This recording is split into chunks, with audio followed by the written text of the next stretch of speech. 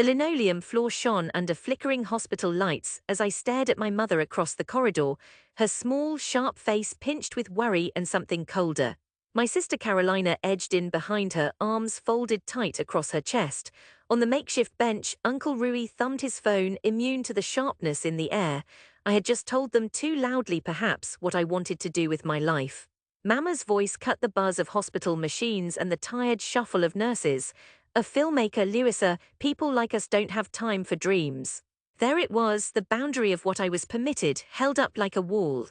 I could almost see the cracks in the plaster around us forming fresh fissures between us. Carolina, taller and smarter and always right, couldn't resist. You're 23, you won't make enough to buy coffee in Chiado. Not with little movies on the internet. She smirked, jabbing her finger toward me as if invocation would make her point law. Uncle Rui didn't look up from his screen, but I could feel his agreement, thick as the Lysol tang in the air. I wanted to retreat, to disappear. My hand closed around the loop of my backpack. I tried to breathe slow, like the therapist I'd secretly seen once told me. Calm, patience. Behind us, the hospital's muffled ballet spun on, scrubs whispering, wheels squeaking, visitors clumping down the hall, reminding me that human frailty was endless, maybe even more endless than human doubt. I tried to explain. I just want to tell stories that matter, even short films. Someone has to start somewhere. Carolina sighed with a theatrical roll of her eyes. Maybe you're waiting for someone to hand you a camera and say you're unique. That's not how this works. The world is cruel. Grow up, Lou. Mama's glance softened, but only with pity. We're tired, Phil. Go to school, finish that pharmacy course. There is no shame in steady work. That's how you help family. I pressed my mouth shut because I knew nothing I could say would tilt their world toward understanding, and at that moment, as exhaustion folded in on itself, I wished to be smaller, small enough to vanish into the cracks along the hospital corridor. Later, in grandfather's room, where antiseptic gel mingled with old sweat and defeat, I sat holding his thin hand while his chest rose and fell beneath the faded hospital gown. His eyes fluttered open for a second. I thought he might say something. Instead, he smiled, so faintly I almost missed it. I like to believe he recognized me, saw all my conviction, and willed me patience for the long fight ahead. That night, rain slipped quietly over Lisbon as I rode tram 28 uphill toward my apartment in Grassa, packed in with silent, half-asleep strangers. My reflection in the window was blurred and fractured by the lights outside, merging with the faded ochre of buildings and the lost look in my eyes. I wanted to weep from humiliation. Instead, I promised myself, I will wait, I will fight, I will prove it.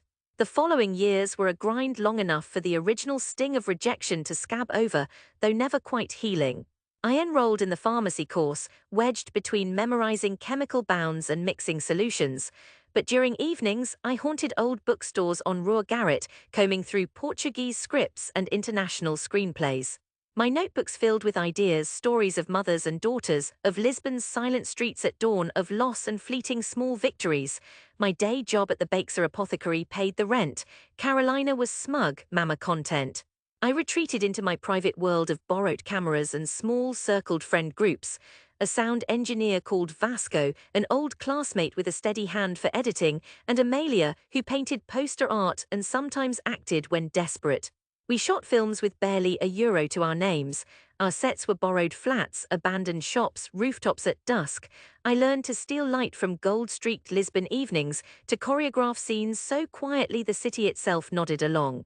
Our props were found objects, our wardrobe just what we wore that day, with a scarf or jacket rearranged, most never watched. Some neighbors peered through drying laundry at our makeshift productions and shook their heads.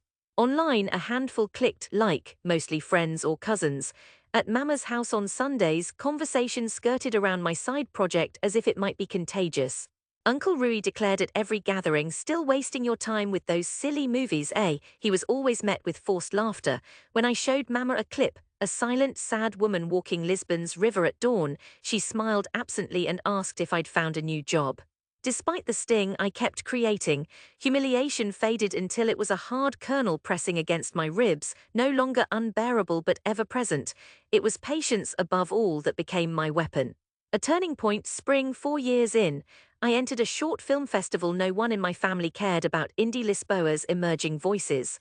My film, barely 8 minutes and shot across 3 weekends with the city's drifting fog as a character, followed an elderly tram conductor haunted by voices of long-gone passengers. At the awards screening at Cinema São Jorge, I drank terrible wine in a paper cup and watched strangers watch my work. No one laughed, no one left. When the lights rose, an older man at the bar asked me, "Is your next film coming soon?" We didn't win a prize, but a small mention found its way into Publico's arts column. A short blog review in Spanish, a message arrived from a Berlin film showcase requesting rights. My inbox, 90% spam until then, contained a brief line from a producer in Porto: "Loved your work. Open to collaborations." It wasn't millions, not even thousands, but gradually more doors creaked open, always inch by stubborn inch. Years ticked by, my filmography gained mass, 10 minutes here, 20 minutes there. Screenings widened to Spain, France. I took leave from the pharmacy, 6 months, then a year. My hands grew calloused from steadying tripods, my Portuguese thickened with the gentle exhaustion of return trips on pre-dawn trains. Mama still considered it a distraction. Carolina never watched a single film so far as I know. Uncle Rui joked about his Hollywood niece and rolled his eyes. But when I paid the rent with an actual check from a French distributor, their laughter faltered. Eventually, I made my first feature, Lisboa Três Silencios. Every euro wrenched from grants, gigs, and crowdfunding campaigns that nearly undid me from worry. Local actors, yes, Amelia, now married and expecting.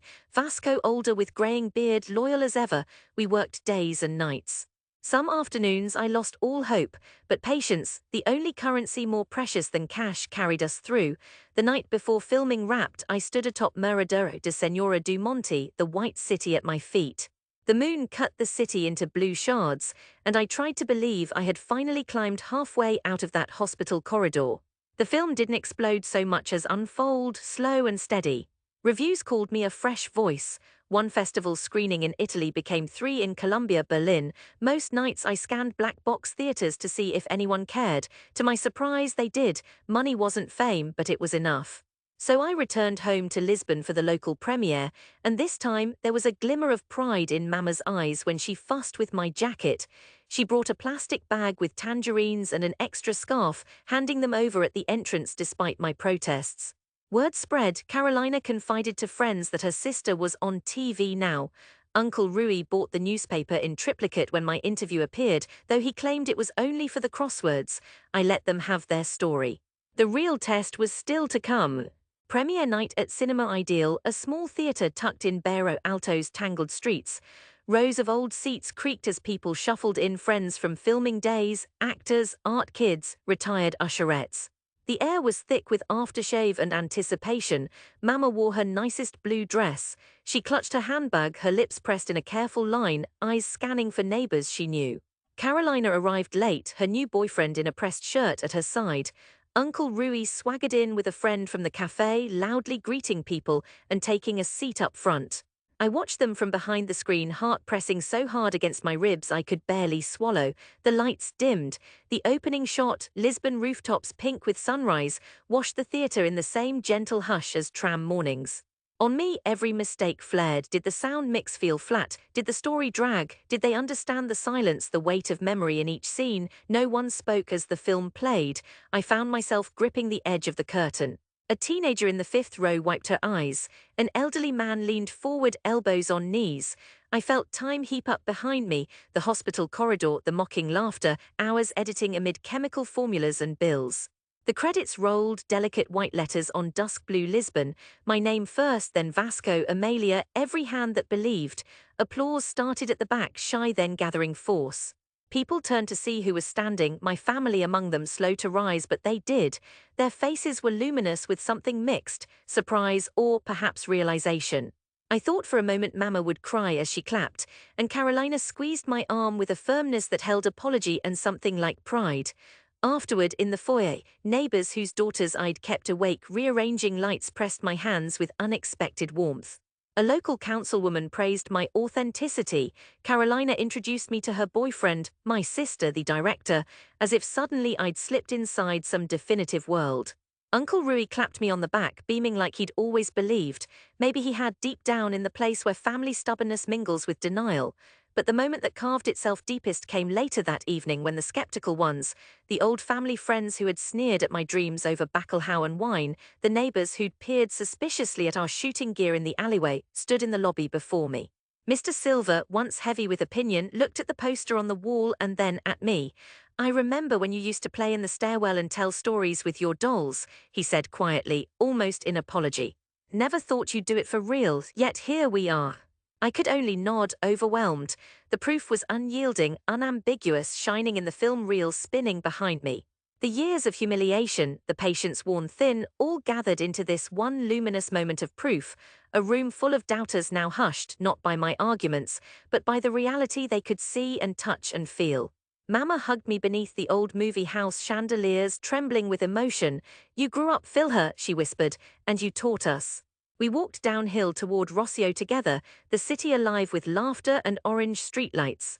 I could smell the ocean somewhere beyond the alleys, a salty, generous promise. Back in Grasser, I lay on my narrow bed between the windows and stared up at the cracked plaster ceiling. The shadows played quietly. Somewhere outside, a tram's bell signaled the last run of the night. My heart finally loosened. I understood at last that returning home meant showing even those who'd hurt me, in their fear, their worry, their disbelief, that dreams could be more than ridiculous. It had taken time, it had taken humiliation and patience and love mixed with stubbornness, but I had come back, film in hand, with proof undeniable as the sun rising over my city. I slept for the first time in years, absolved.